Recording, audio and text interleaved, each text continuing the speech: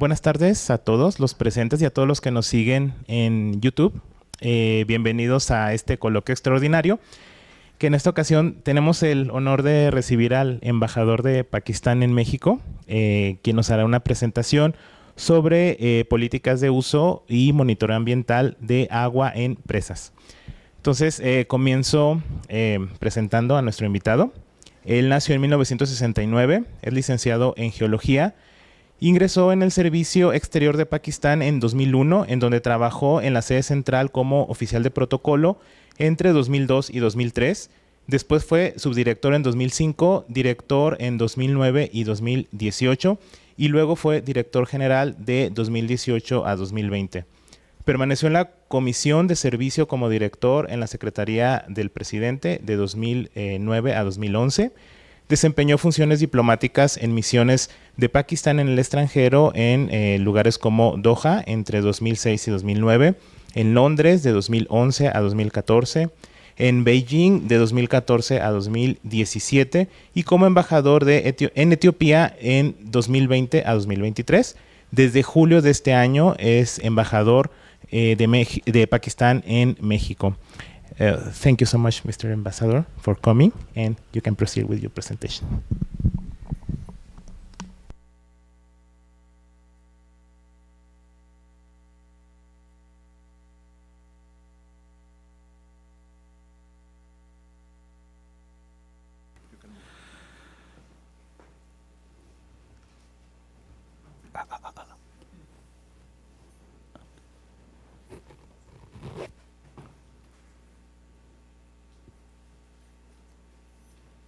Very sensitive.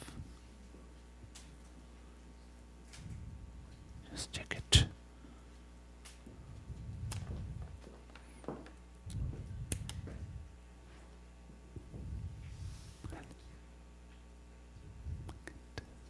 Okay. So I will not touch any wire now.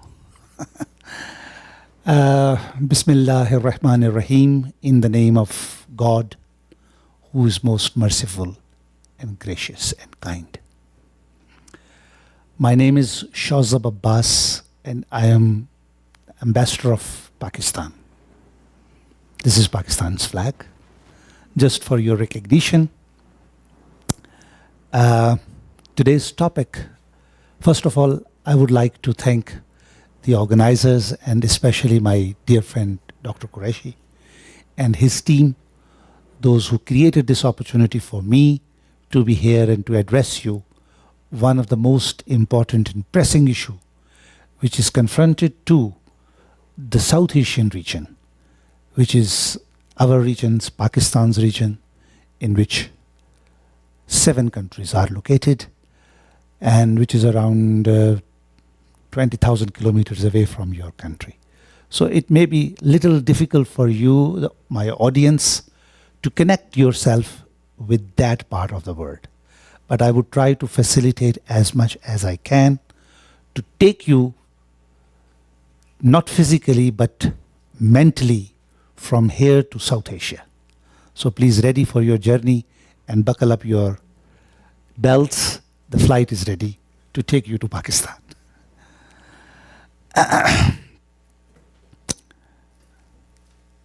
The topic today is a political hydrology, South Asian perspective, with a special case study of Indus Basin Treaty 1960.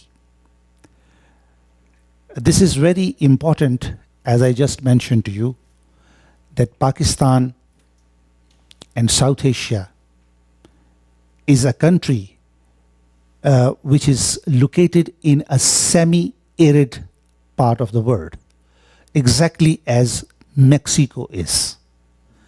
Mexico is exactly semi-arid, but when you reaches to the Mexico City, it's the elevation which makes it humid, and you receive a lot of rain, and the climate is subtropical rather than the arid or desert. But in your north, the entire north of Mexico up to the United States of America, it is all arid, desert, dry. Arid and desert dry definition according to the geology. Any region which receives less than 5 inches of rain annually is called desert. I don't know, we in Pakistan uses British system. So in the British measurement system, we use inches. So here might be the other one, millimeters or centimeters, but 5 inches of rain, if it is coming from the sky to any region, it will turn into a desert. This is the definition. So I will show you little bit for your explanation, that for your understanding, that this is a line, dotted line, visible to you all, is called the Tropic of Cancer. It is located in the northern hemisphere. So northern hemisphere line, which passes at the 22.5 degree, is called Tropic of Cancer.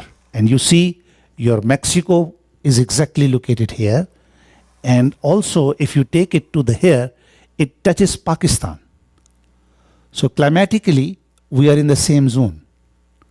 But the second factor which changes the climate is the elevation. So if you go from here and reaches to this point in the north of Pakistan, it is higher than you. We are about 20 to 28,000 feet from the sea level. Whereas your elevation in Mexico City is around 2,000 meter from the sea level, which is only 7,000 feet. So ours is 20 to 28,000 feet. So you can well imagine. The tallest mountains of the world are located here in Pakistan, India, China, and the rest of the world. So I just wanted to revise your knowledge that Pakistan and Mexico climatically falls in the same zone. So it is not different for you to understand what I am explaining to you. Am I clear? I want that you people, especially the students, should learn it, should imbibe it, and should produce their own knowledge, how the words, how the different natural resources, especially the water, has been playing an important role in international economics as well as international politics. So it's a subject, today's topic encompasses 3 major sciences. The one is international relations, second is hydrology, and the third is our political system or history. So it's a combination of 3. With the result of these 3 combination, I would like to explain that what has been happening in this part of the world, which is called South Asia. I'm deliberately slow in my speech so that you people should clearly understand what I'm saying. Clarity is more important than my lecture. So this is exactly the South Asia. It has 7 countries in it. Pakistan located at the extreme northwest of South Asia, and then the entire territory around 70% is covered by India, and then there is a Nepal, a small mountainous country, and further smaller Bhutan, and then this is a deltic region called Bangladesh, and Sri Lanka in the southernmost point. So these 7 countries are called South Asia, and there is an association by the name of South Asian Association for Regional Cooperation, SAARC, which is the representative of this region politically, but unfortunately for last 10 years, since there is a regime in India, this body is dormant, sleeping.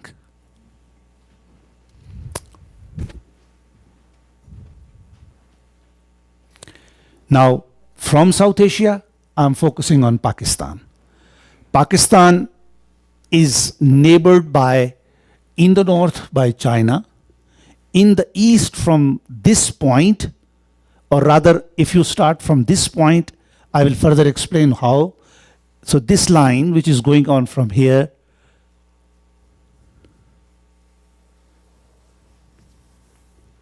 to end this point, it is 2,700 kilometers long border with India. So India is our largest neighbor. And in the north, if again you see from this point to this point, it's around 2,000 kilometers, is Afghanistan. And China has a small portion, it's around 600 kilometers. And from this end to the Arabian Sea, it is 758 kilometers is Iran. So by this definition, we are also the part of Middle East and part of Central Asia. So we are the melting pot of, Pakistan is a melting pot historically and civilizationally. Central Asian country, you can call it. South Asian itself, it is. And then the Middle Eastern countries. 3 cultures, 3 civilizations, 3 lifestyles you will be witnessing in Pakistan if your plane is landed in Islamabad. Do I think that you are in Islamabad now? As I mentioned that this is a flight which is taking you to Pakistan, do you think that you are, do you feel that you are in Pakistan now or not? Okay. So this is our geography. And in this, there are 2 territories which are very significant and will come in my further slides. This is called Jammu and Kashmir. This is dotted area and is a disputed territory between India and Pakistan. Now, this is very important map. Pakistan came into being on 14th August 1947.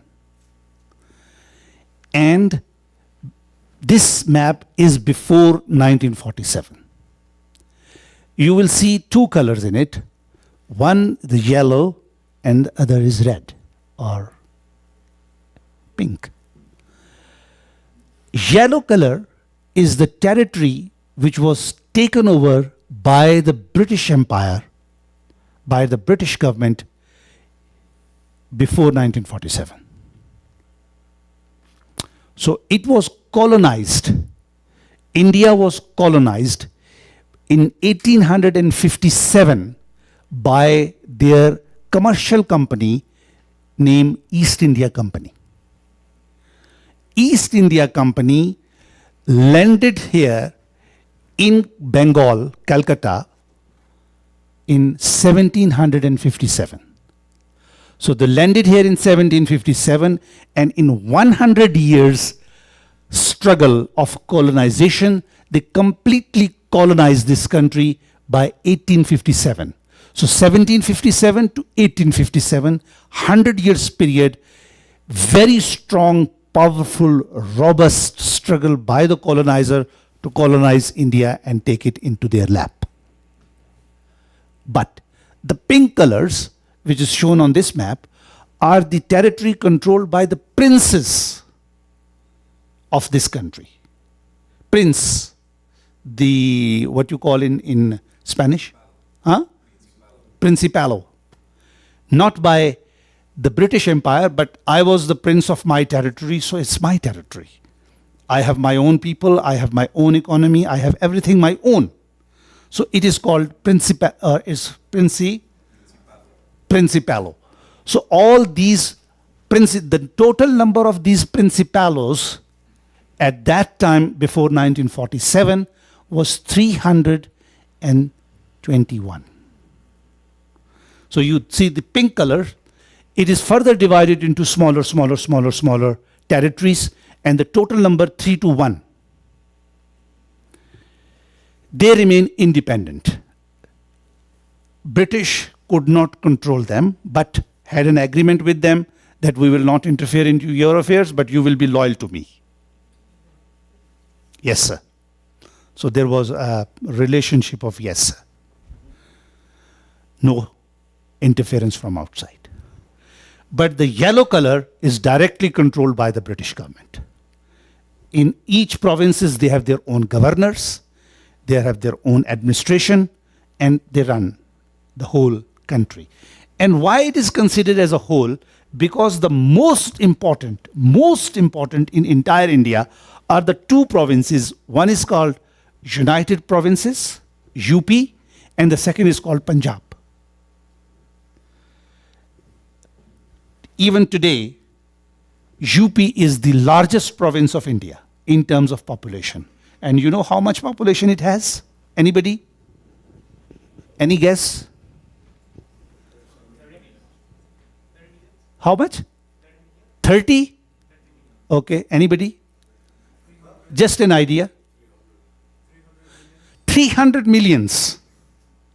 So you can see that this territory still now has a 300 million people.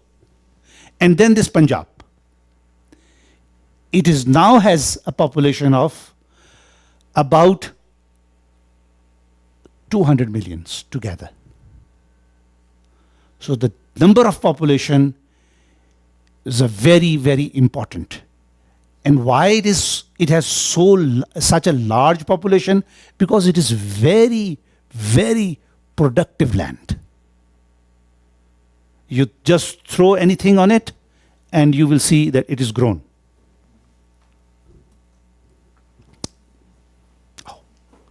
It is grown. So technically and financially and politically, UP, Uttar Pradesh, now it is called as Uttar Pradesh. Earlier its name was United Provinces, but exactly with the UP, sign UP, it is now Uttar Pradesh. Uttar means north, Pradesh means territory, northern territory. And Punjab, which is divided between India and Pakistan. Punjab means Panj. Panj in Persian is called five. Yak, Du, Se, Chahor, Panj. Panj, Ab. Ab is water. So the land of five rivers is a Persian word by the name Punjab. Or the Persian says it Punjab. It's the most important. You will see now next.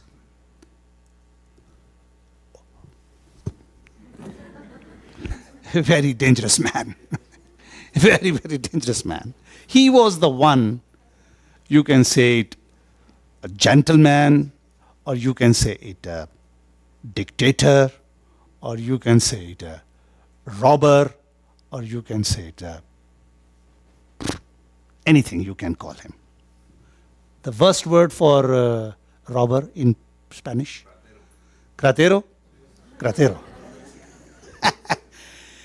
He is the gentleman, the British, very Lord Fishers.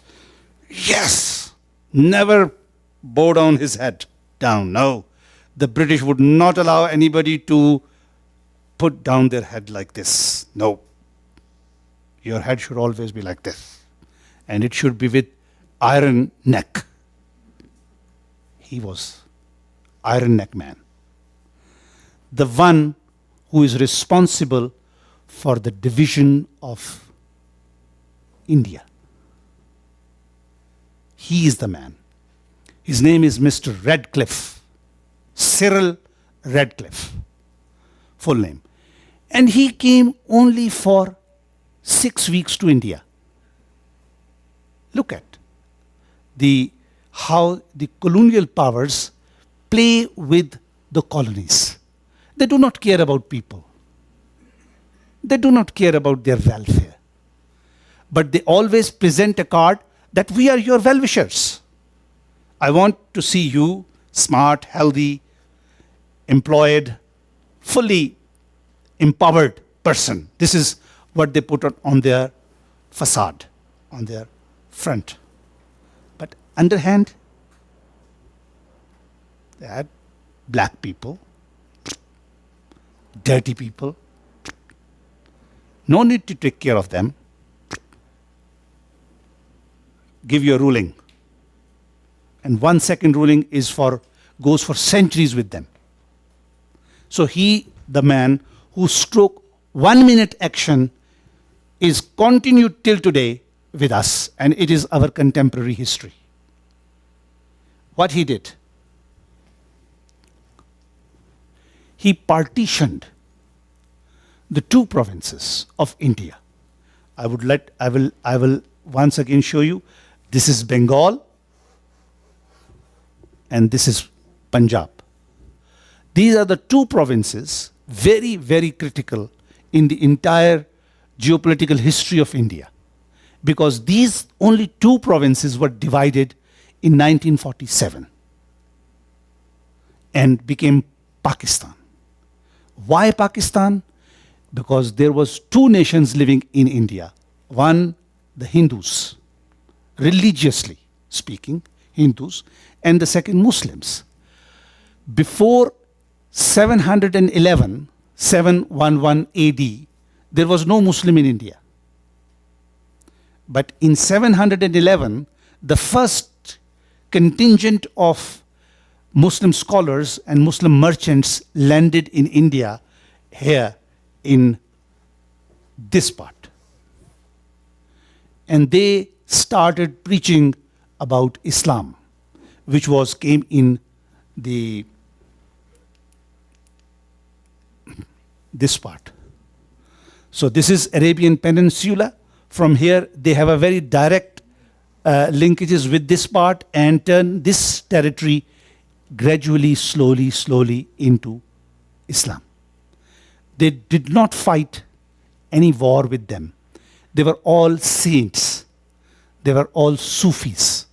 And they said, we will accept, no worries. And Islam is the religion which says that there is only one God. And the God is kind and most beneficent. So you should worship only that one God, which is unseen to us. We cannot see him with our own eyes. And his message is revealed through a series of prophets. Among them, the first was Adam, and then Abraham, and then Moses, and then Jesus, and then Muhammad. And now, after Muhammad, the series of prophethood is closed.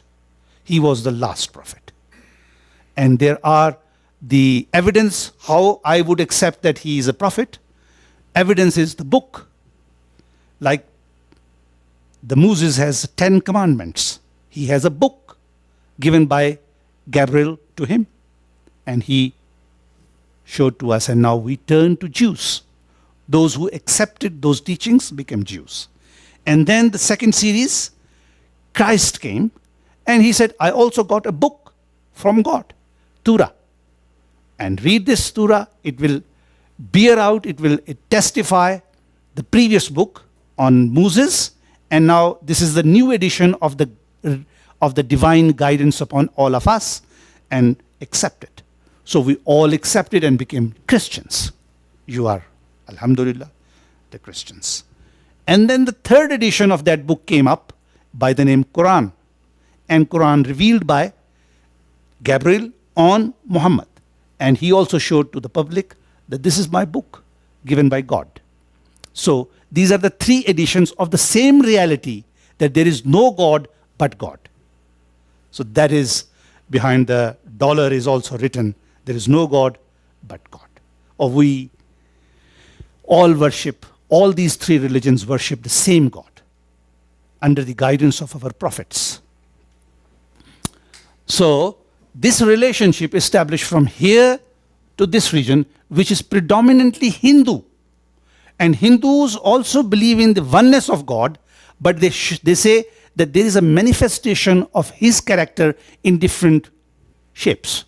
So they have put a lot of idols in their worship places and saying, this is Agni, this is Ganesh, this is Prithvi, this is something. So they, by these titles, they recognize the characters of God for the one who is called Om, or the God.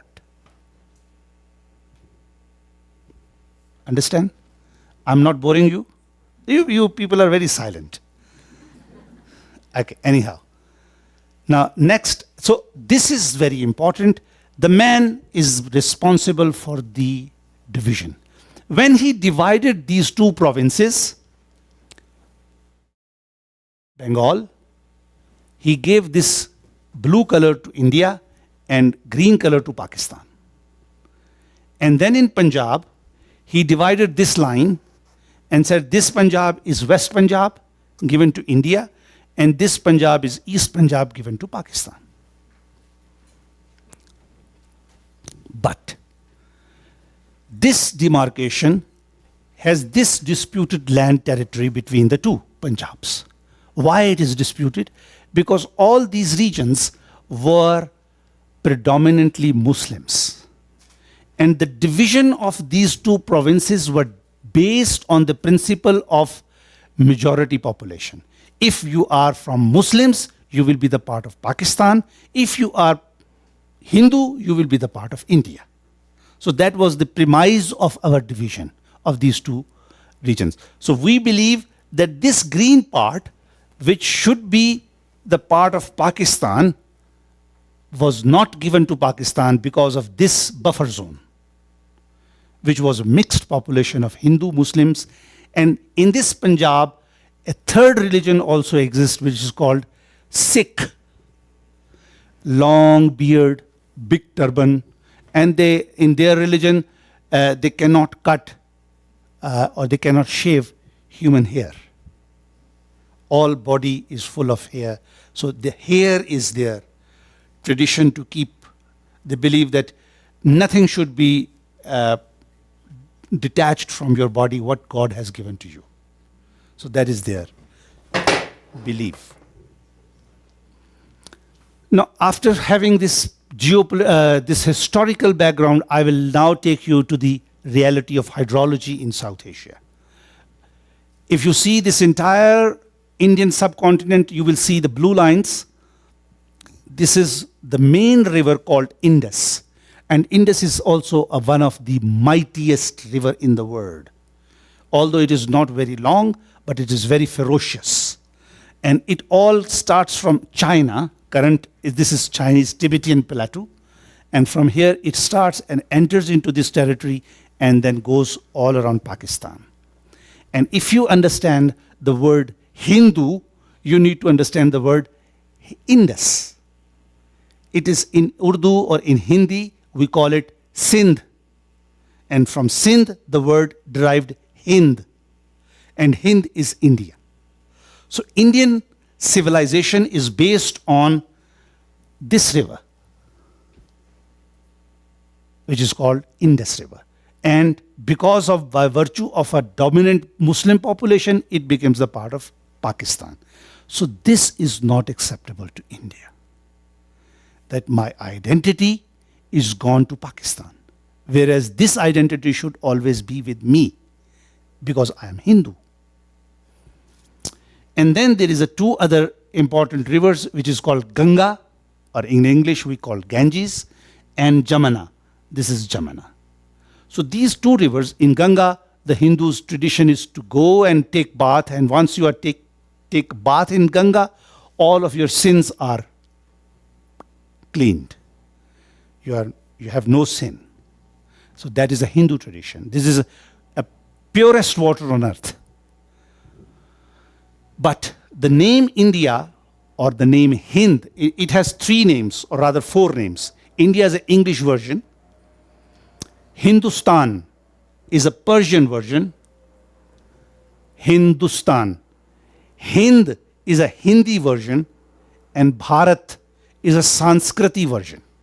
Now this Prime Minister, Mr. Modi, is declared that India should not be called as India, but Bharat. Because Bharat is the ancient name. And the civilization of this region belongs to 5,000 years old. We are the children of 5,000 years old civilization. So you can well imagine that the tradition, the culture of our region is so grounded deep into the soil, like any big tree. So this hydrology has a very important linkages with the politics of our region. I don't know at what time I started. But anyhow, so this Indus River or Sindh River has a huge catchment area. Huge catchment area. Look at China, entire Pakistan, a part of Afghanistan, and also India.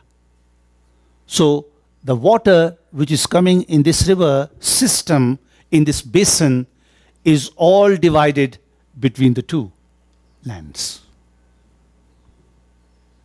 Very from a close focus, if you want to see that there are mainly, this is the Indus River, which is emerging from China, enters into Indian Kashmir, then enters into Pakistani Kashmir, and flows throughout Punjab and Sindh and terminates at Arabian Sea. It has 5 branches, big branches. If you go and see these rivers, you will be horrified. It is such a large rivers. And one is Satluj, the second is Ravi, the third is Chenab, and the fourth is Jhelum. These 4 rivers, 1, 2, 3, 4. And on this western side, there are so many small rivers, but among them, the biggest is River Kabul, which is coming from Afghanistan and enters into Pakistan. Again, further focus, if you all these hydrology, it emerges from the northern part of Pakistan, which is called Kashmir. Now you see there are 2 parts. One is yellow and the other is this light green. This light green and pure green, this is under the control of Pakistan, Kashmir. And this yellow is under the control of India. And this grayish color is under the control of China. So this territory, which is called Jammu and Kashmir, which is the source of all of our waters coming into our territory, emerges from this area. So you can say that the water which is being received to Pakistan first originates in China, then flows in India, and then enters into Pakistan. And one branch of it comes from Afghanistan. So there are 3 plus 1. And that is why these 3 countries plus 1 are the most critical element in determining the hydrological potential of these 4 countries.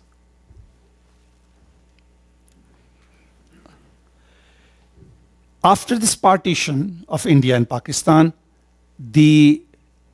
immediately on 14th August 1947, India said, I'm not giving you your water. How can we live? Why? How can he control it? Because the headworks controlling the gates of water built by the British were all put in Eastern Punjab, which I showed you the last slide, that why this buffer zone is important, because in this area, the water controlling channels of these rivers were placed here. So British deliberately, intentionally gave these areas to India so that India may control the headworks and stop or release water according to their own choice to Pakistan. So immediately on 14th August 1947, within 30 days time frame, India blocked water. No water is coming to Pakistan. And Pakistan immediately rushed to India, please open these gates because my people are hungry, the people are unable to cultivate the land. He said, no, sorry. What's your condition? Give me money. And at that time in 1947, our pockets were empty.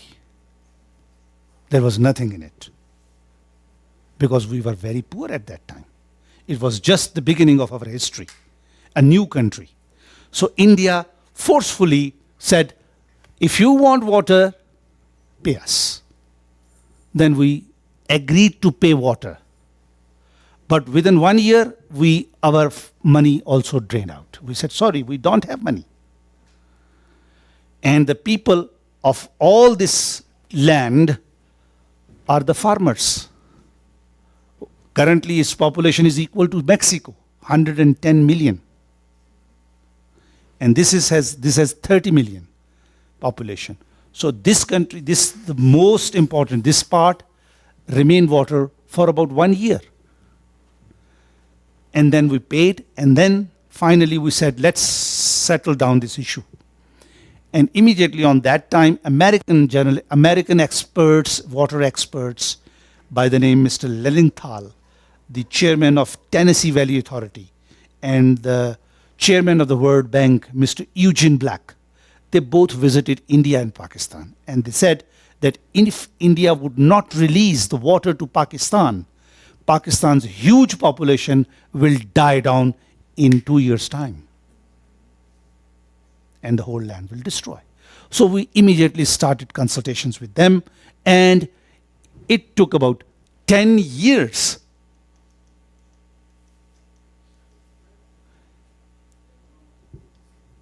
From 48 to 60.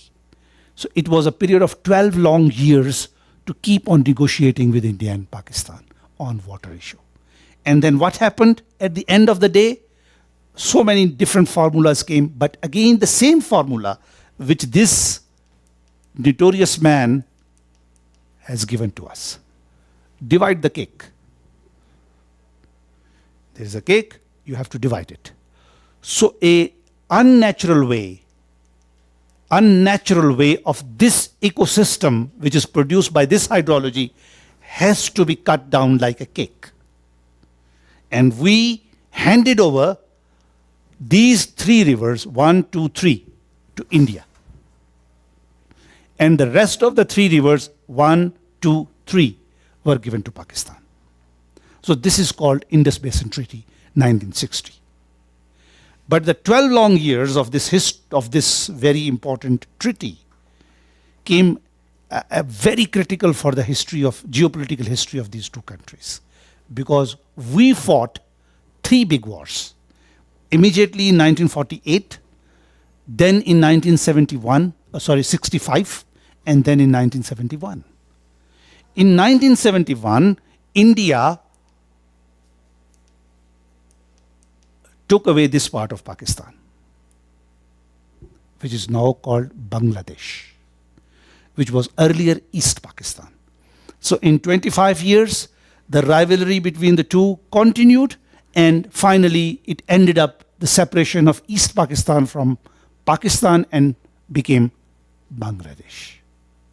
Very big blow on the territorial integrity and sovereignty of Pakistan, unfortunately. And now I will sum up this whole story. This is just the mentioning that 3 rivers were given to India and 3 were given to Pakistan. One of the students started yawning. It means the attention span is finished. And my lecture is also finished. And in that whole scheme of working, the total water which is available to Pakistan is 130 million acre-feet, and to India, 33 million acre-feet. Those 3 rivers produces 33 million acre-feet of water, and to Pakistan, it got 135 million acre-feet of water. But unfortunately, India started violating the territory. It was decided in the agreement that these three rivers are mine, and that 3 rivers is yours. And thus, you, meaning India, would not work on the 3 rivers given to Pakistan. And Pakistan would not ask India to give water from the 3 rivers which we have given to them. But in violation of that treaty, India has started building these red dots showing that India is building its own dams on those allocated rivers given to Pakistan. So the water is being stored by India into new dams on the rivers which were given to Pakistan. So that's a new dimension of our conflict with India. I can show you that how this water diversion is actually taking place. This is the dam, this is the river which is allocated to Pakistan. It's called River Jhelum. But here in this area, India is making this tunnel in the high mountain zone and diverting water, because this is Indian territory, to its own Wooler Lake and then releasing water again to that river. So this whole territory is being benefited by the water, which is actually the water of Pakistan. So it has a diversion schemes, various diversion schemes on different rivers, which are allocated to Pakistan. So Pakistan has raised its hand and said, please stop it. He said, no. Then we took this matter to the International Court of Justice, and now the matters are under judicial discussion at that forum. You can see here, Mr. Modi is saying that water, blood and water cannot flow together. This is a very recent statement by the Prime Minister of India. He says that Pakistan is causing bloodshed in India. Thus, we will not give you water. Earlier, they were saying that we will not give you water because you are not paying. Once we paid, they said, okay. Then we went into negotiations and signed the treaty. After the signing of treaty, they started building their own dams on the rivers which are allocated, given to Pakistan. And now he is saying that blood and water cannot run together. We fought 3 wars. 48, 65, 71. And when the army of Pakistan determined that it would not finalize anything with these wars, we finally built our atom bomb. Now, after America, United Kingdom, France, China, and Russia, Pakistan and India are the 2 atomic powers. Why they are atomic powers? Because the friction between the 2 is not going down. And the only reason for this is the one point, last line. India has not accepted Pakistan as a sovereign state. And they still believe that Hind and Sindh is the part of Hind. It cannot be Pakistan. So there is a tug of survival between the 2 countries. And unfortunately, this is the most populous land on earth in terms of per square kilometer people, India and Pakistan. India has a 1.3 billion people and Pakistan has 230 million people. So altogether 1.6 billion people. But if the Prime Minister of Pakistan say, push the button of atom bomb, it will destroy not only India, but also Pakistan. And if the Indians say that I am going to push the bomb, it will not only destroy Pakistan, it will also destroy India. So practically, both countries cannot use atom bomb for winning the war. So it's only a bully dog who, beware, go away. So it is just a deterrent, political deterrent, nothing for use. Thank you very much.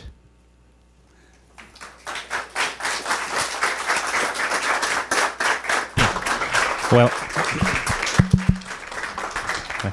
thank you, Mr. Ambassador, for your nice presentation. Now, floor is open for questions and comments. I'm more interested. I can talk more if my throat is not giving me problem. But I think the questions would more important to understand this whole geopolitical and geohydrological consequences in our region. So thank you very much for the insightful talk. I didn't know many things about the historical background, so thank you very much for coming. I would like to ask you, if you have so many citizens, you must have a lot of water residuals. So have you, do you have some like national program to use the water residuals? I mean, like to produce energy by biomass or to do like, to obtain energy by Water? By water? Yes, I will show you. I deliberately did not explain it to you. This is the storage of water in our system. We have 3 dams, Tarbela built in 1976, Mangla 65 and Chashma 71. All together have a water capacity of 15.6 million acre feet. And the combined effect of this production of electricity, Pakistan is here, and we produce, this much energy. Our installed capacity is 35,000 megawatts. And out of that, 31 is coming from water. So we are well using it, but it is still has the more potential even to generate 50,000 megawatts.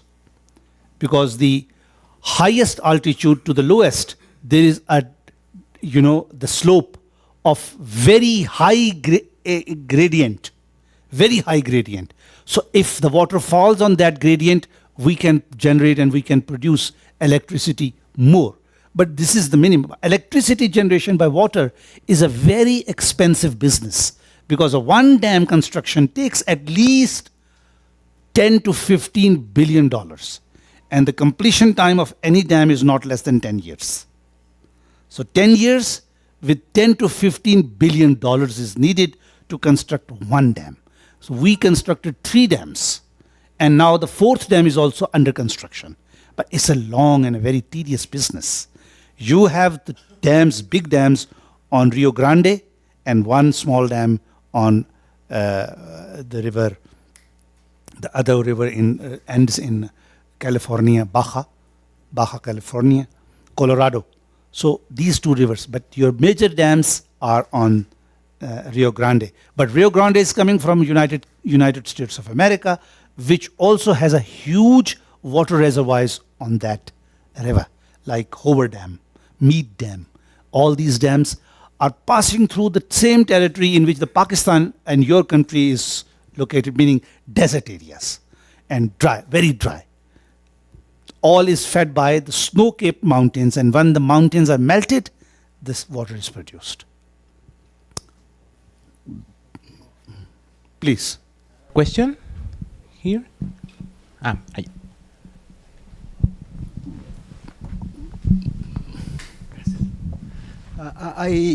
Excuse me.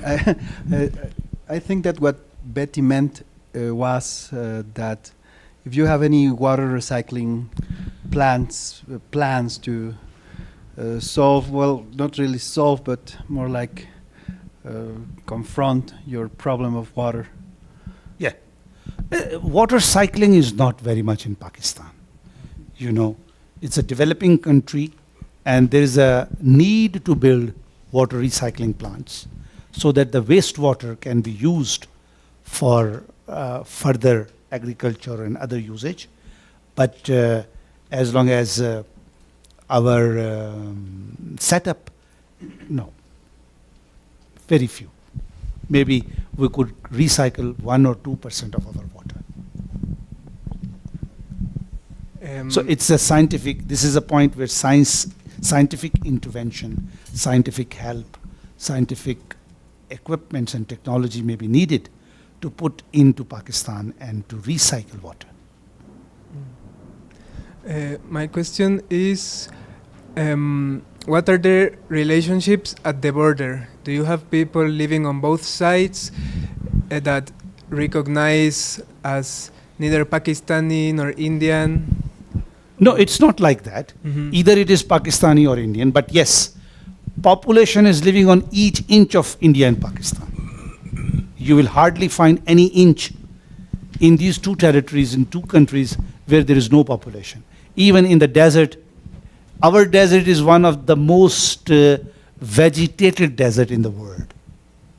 Desert is located here.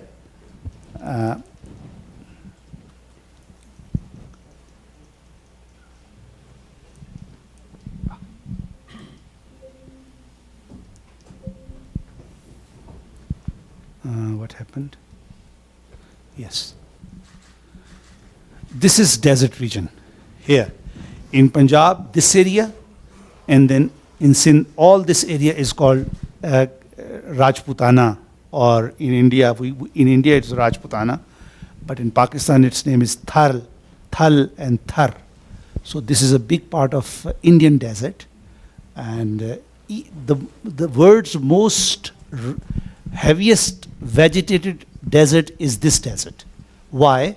Because there was a river, one river, which has now been diminished here. This river, which is called Satluj River, was one river exactly at the border of this territory, which called Ghakhra River. That river is now gone underground. So its overground flow is finished over a geological time, and now it has been gone underground. And because of the high water content, this whole desert is the greenest desert in the world, because the underground seepage and underground water availability to the plant kingdom, so plants can survive very easily. And that is why our desert is even very highly populated among the deserts of the world. Okay, Anna. Thank you for such a nice talk. I would like to ask you about, in regard to this boom of the bottled water, how is it going in your country? And also I want to ask about how you make use of how you use water rationally in Pakistan due to this scarce of this resource. Yes. First word, border. The bottled water. This boom of bottled water. Bottled water. Yes. So what is bottled water? I mean, how has it been going in Pakistan? Because here in America, well, in all the world. Look, the problem so is. Now. Yeah, I got your point. Yeah. The rivers, which is full of water, and in the total system we have 135 million acre-feet of water. If Pakistanis, water planners, want to use this water for the human consumption, they can use it. But the problem is, for human consumption, you need to lay down the pipelines. That is the fountain, or that is the river. On the river banks, you have to put the water pumps. Water pumps will suck it, and then there should be some filtration process. And after filtration, you will have to supply the water to the public by pipeline. Am I right? That pipeline is very costly business. And unfortunately, we do not have that in much of our rural regions. But our big towns like Lahore, Karachi, Faisalabad, Islamabad, Sialkot, all these regions have that. But the excess of clean drinking water to people of Pakistan is not more than 40%. 60% of the people rely upon their own water pumps with hand, and they pull it and drink it. But otherwise, the water resources which are available to Pakistan, that can be done. So now this business, in fact, the commercial entity of the bottled waters, like Nestle, which is one of the biggest company in the world, they have put huge amount of money into the system and saying, no, this is not a drinkable water which is coming in the lane, in the canal. This water is the real pure water. So the commercial effect of clean drinking water by the multilateral companies is much, much more than the poor governments which are supplying to their people. Even if the government says my water is very clean, you will not believe it. They will say, no, it is not clean. Why? Have you ever tested it scientifically? No, I don't have the testing machine or testing kit at my home and can say that the water which is coming in this water tap is clean. Oh yes, Nestle is saying right. So that is all the commercialization of water. And that has been done by big multinational companies. And Nestle, I would not say something bad words, but is the notorious organization in the world, supplying the cheapest into very expensive. For example, my last posting was in Ethiopia, and Ethiopia is the world's second largest coffee producing country. And the coffee bean which they are producing is sold in only 0.46 cent per kilo, whereas the 1 cup of coffee which is sold at the, what you call this, kya naam hai inka? Starbucks and this and that, $10. So you can well imagine. The poor farmer, the grassroots man, is crushed under poverty. But these rich people, having the muscles, having the power, having the money, they are looting all of us. And in the name of commercialization, our eyes are all closed. Only we believe in our ears that whatsoever the information is coming is correct. But if you go scientifically, you will find the dirtiest of the dirtiest coffee is being processed by Nestle. And the refinest of the refinest coffee is laying on the floor. Everywhere in the world. So the world economy is actually controlled by the multinationals. And second, the impact of media, commercialization is so deep that the people from communication department can well understand that how these actually poisons our mind. And then they win the hearts of their customers to buy our thing and don't go for the cheap sources. Okay, thank you. Any other question? Here or there? Recently, when was it? Last year or 2 years ago, massive floods in Pakistan. Oh, yes. Was Punjab affected by it? And if it was, what was the reaction of the Indian government? Were they solidary or they took advantage to negotiate more things? Good question. First of all, the Indian reaction on that flood was very good. Pakistan is underwater. So the both countries have a same feeling for each other. Any problem comes to their land, happy, because they are in trouble. There is no sense of cooperation between the two countries. This treaty is the only treaty in the world which, despite having 3 big wars, despite having the dismemberment of Pakistan in the form of creation of Bangladesh, and despite having the explosion of atomic bombs in the laboratory, this treaty is not shaken. That's very important.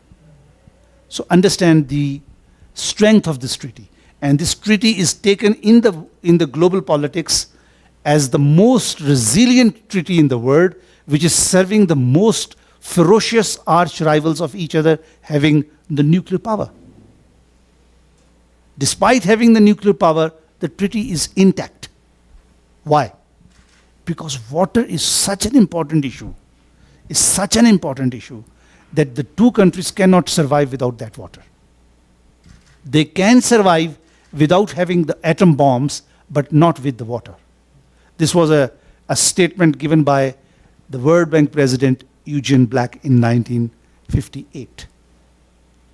So I would say that the flooding in Pakistan, it inundated about 1/3 of the country, first time in our history. And that is the reflection of the most devastating climate change effects in our region, because the entire region of our north is high mountain ranges of Karakoram and Himalaya. And that Karakoram and Himalaya receives huge amount of snow in winter. And that in summer, the temperature of this region goes up to 45 Celsius. So with this effect of heat, that big amount of snow melts down very quickly and fast. And then it rushes to the lowland areas of Punjab and floods it. So whenever there is a heavy snowfall in the north, it turns into a heavy flooding in the south.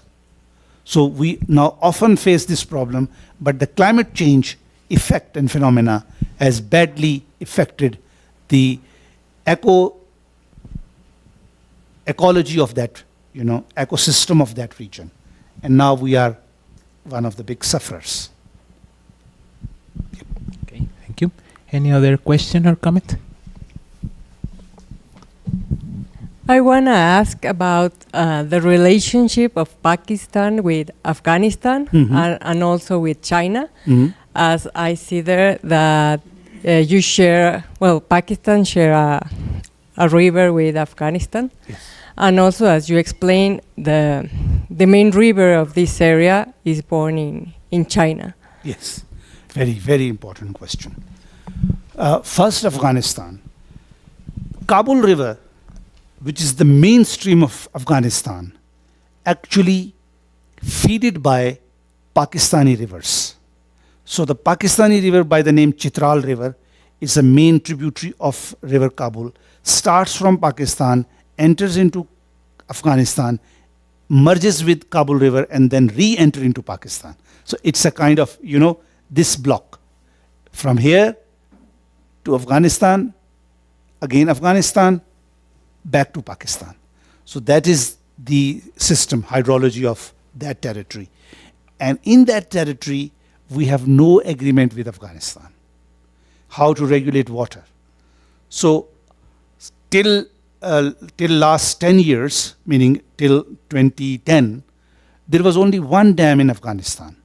But now Afghanistan is building new dams. And one dam is under construction with the support of India. So India is actually supporting Afghanistan and again, trying to disturb the whole ecology of that region. But we cannot deny Pakistan as a sovereign state that Afghanistan does not need energy and Afghanistan does not need water usage. It needs because its population is also growing and especially in and around Kabul. So there is a need, dire need, to have a good understanding of water distribution between Pakistan and Afghanistan. So at this point, I have no question, no doubt in it. And second was the part China. So China, unfortunately, the rivers which originates in China remains in a very initial stages of rivers. In initial stages of rivers, if you see the geomorphology of that region, you will see it's just a stream which is fed by melting snow at different points. So that the length of the river which passes through the Chinese territory remains very thin. And there China cannot do anything on that because the potential of water to store is very limited. But when it passes the stages of mountains and enters into a semi-mountainous region, the water volume suddenly increases in it. So that territory falls either in India or Pakistan, not in China. So China directly is not affecting, but China is an important, from the scientific point of view, that how much snow has been fallen in that territory. So the estimation about the snowfall and estimation of the snow melt is very important in that region, and that is under the control of Chinese. So that information, we also have then under the agreement, India and Pakistan are obliged to provide live hydrological data to each other, but they do not do that. They do not do that. They disguise it or they delay it. For example, the water rush is coming, and India is not mentioning it to Pakistan. The huge water rush is coming in next 24 hours, and once it is closer to the border, to the door of Pakistan, it telephones, "Hello, Mr. Pakistan, water is coming." Then we cannot do anything. Water is there. So that hydrological network, essential to be linked with the satellite to monitor the flow of water, is very important. And we are weak in that.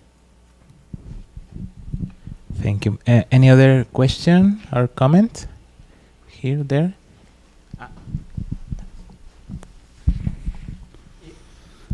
One last question about China. What is the relevance of these rivers for the new Silk Road, and what is the importance of China in India-Pakistan relationships? This is you are a well-read man, I know, and so you have the good history in your background.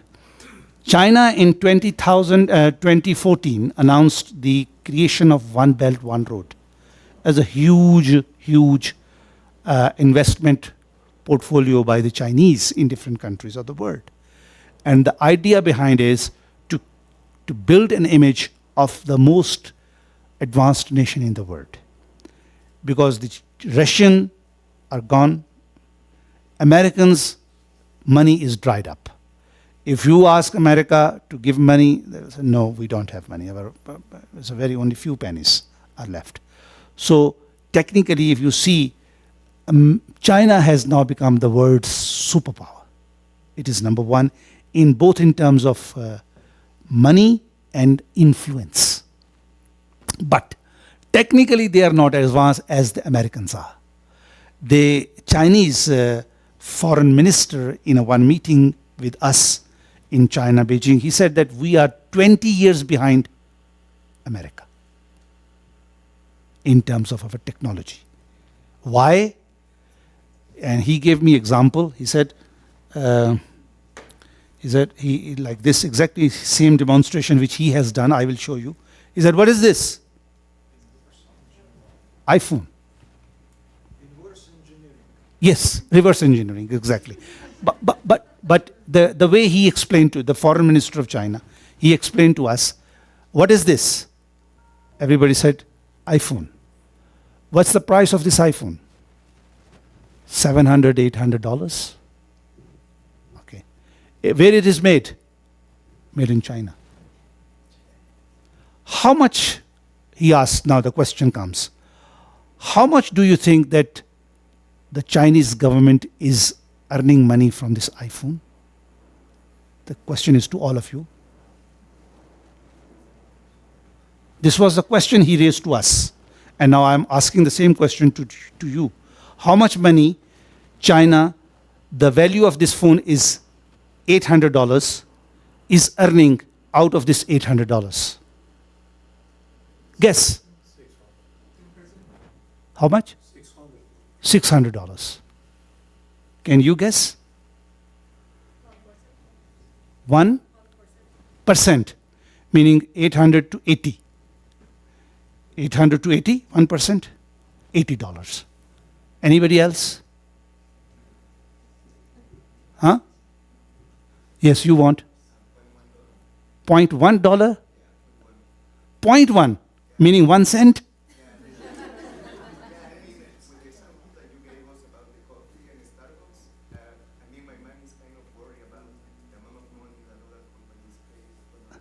You are a little stingy.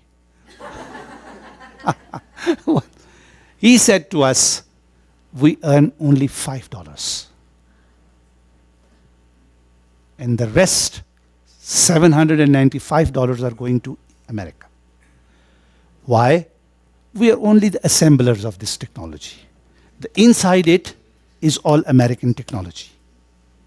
And to produce this telephone, China needs another 20 years. So they are catching up that level of refined technology. But I believe the next 20 years, they will be at this point. And technically, America would not produce better than that in next 20 years. So American progress will go behind, and the Chinese progress will go up. You see? So after 20 years, the geopolitical and geoeconomic situation would be strongly in favor of China than United States of America. So this competition is known to both, because the foreign minister is revealing this information to us live. They are not hiding this information. They are saying that our assessment to reach to the point of American technology, current level, will take next 20 years. So see, but in next 20 years, Americans would go behind. And in next 20 years, they will be at an advanced version of this technology, the most advanced. And in that, they are saying that nobody will have other devices at home except the phone. Everything will be done by phone. Everything. Whatever you think in your life will be controlled and managed by this device. So that is how the Chinese are actually making progress. Am I answered your question? In the Silk Road? Yeah. So Silk Road, One Belt, One Road, under that, Pakistan is the most biggest and largest beneficiary of that One Belt One Road, because under that arrangement, China said that we will transfer technology and we will also invest in your infrastructure. So far, they have agreed to invest $50 to $55 billion in Pakistan. And since 2014 till this 2024, they have invested $25 billion in Pakistan to build the infrastructure. And in next 10 years' time, that infrastructure will start producing things which are actually required to the world market. So the foundation is laid down, and now the building is being constructed. So that's how Pakistan is one of the most abundantly benefited country by China. And our policy towards China was framed in 1960s, when in 1962, India and China fought a war. And in the result of that war, which was held in Arunachal Pradesh, in the northeast, closer to the Burmese border, we extended full support to Chinese against India. And then India said that is, now the equation has been matured, and the countries are asking us to get away from China, because China is not a good country. Chinese are very bad people. Chinese are corrupt people. So this propaganda is now being, released every day on television and media. The Chinese are bad people. Okay, if they are bad, are you good? We want to be friends of good people. But you are not showing your generosity towards any other except your own favorites. So China has not given such political trends in their dispensation of technology and money and support, political influence. They say, no, all countries are equal, and I am also a developing country. So under the umbrella of developing country, China has been gathering the political influence. Now the poor people are with China, and the rich people are with America. So it's again the haves and have-nots. So, but the world is full of poor people rather than the rich people. Rich people are only 1 to 2%. 98% people are poor. They're just eating and drinking. But the people, those are showing power, wealth, 2%. Okay. Any other question or comment? Claudia. Is last question. You should announce that. No. You can ask. Comment. Sorry, a short question. What about the health of the rivers? About the pollutions, especially pollution, and what kind of fauna, commercial fauna, lives here in these rivers? One, you are saying the pollution in the in the and rivers, and second, commercial fauna. Commercial fauna, fisheries, about the fish. Okay, farming, cattle farming. Cattle and fishing activities.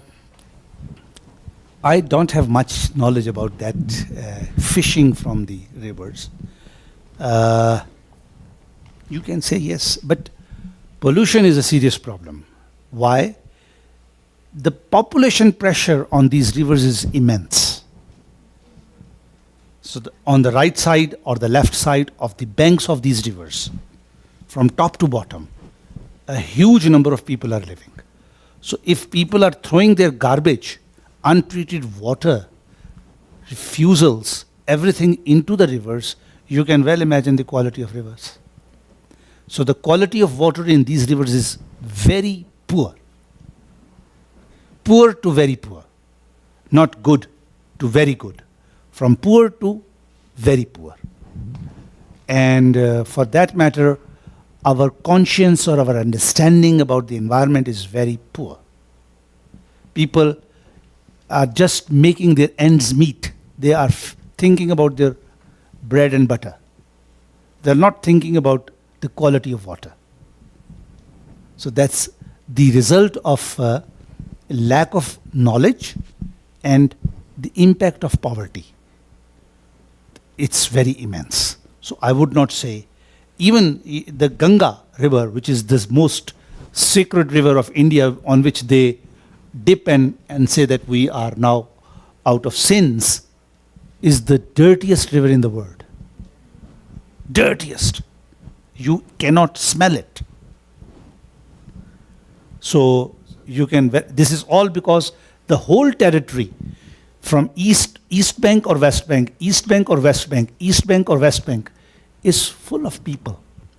So when millions of people will throw their garbage into rivers without processing it, you can very easily imagine the quality of water. So I would say the quality of water, both in India and Pakistan, in their rivers, extremely poor. But fishery, I don't know. Fish would also be disturbed because of the pollution. And they cannot live in that unhealthy environment. So you can say the catch of fish, if 1 unit of the fish should be around 100 kg, in such environment, it would not be more than 20 kg. Okay, well, thank you. Thank you, Mr. Ambassador, for your nice My talk. honor, and thank you very much.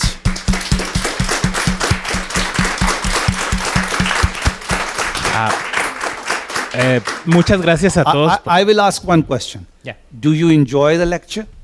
Yes. Those who enjoyed, raise their hands. So it means good people enjoyed it. Thank you very much. Thank you, sir. Muchas gracias a todos por asistir. Nos vemos el próximo martes en otro martes de coloquio. Provecho.